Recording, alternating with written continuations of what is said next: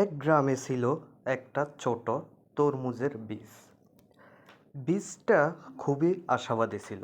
সে ভাবত, আমি একদিন বড় হব, রসালো তরমুজ হব, সবাই আমাকে ভালোবাসবে।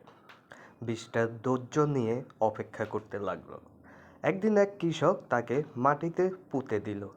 বীজটা খুশিতে লাফিয়ে উঠল। মাটি, পানি আর রৌদ্রে ভালো যত্নে সে আস্তে আস্তে অঙ্কুর গজালো, তারপর পাতা, লতা পরিণত হলো।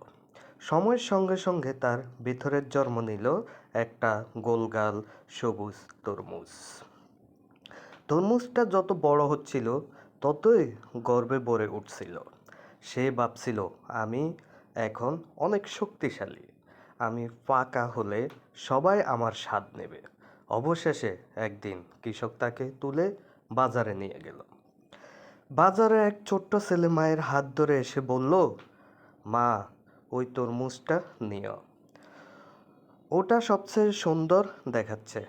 মা কিনে নিল তরমুজটাকে আর বাড়ি গিয়ে কেটে সবাই মিলে খেলো।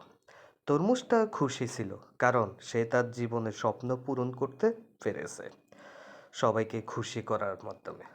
নৈতিক শিক্ষা হলো এই যে, প্রত্যেক ছোট বীজের মধ্যে বড় হওয়ার স্বপ্ন লুকিয়ে থাকে।